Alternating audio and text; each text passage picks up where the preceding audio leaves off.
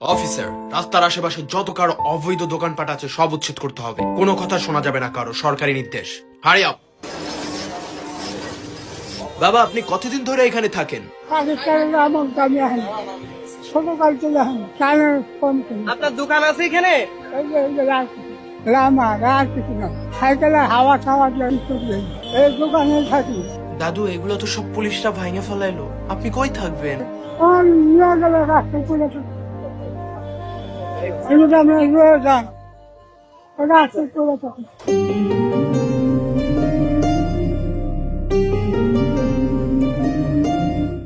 Officer, এখানকার সবকিছু উচ্ছেদ হবে, কিন্তু এই বাবার জায়গাটা উচ্ছেদ হবে না, কারণ সে কোনো অবৈধ জায়গায় বসবাস করতেছে না। এই জায়গাটা তার অধিকার, সে এখানেই থাকবে।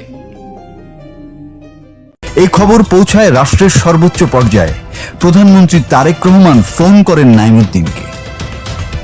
প্রধানমন্ত্রী তাকে আশ্বাস দেন আজীবন পাশে থাকবেন, স্থায়ী ঘর হবে, চিকিৎসা ও ভরণ পোষণের দায়িত্ব নেওয়া হবে।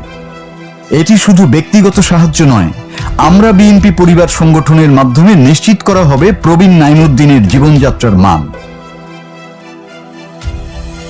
মগবাজারের একটি ছোট্ট দোকান, যা কিনা বৃদ্ধের জীবিকার একমাত্র আশ্রয় ছিল, এখন শুধু একটি দোকান নয়, এটি মানবতার ছোট্ট প্রতীক হয়ে রইল।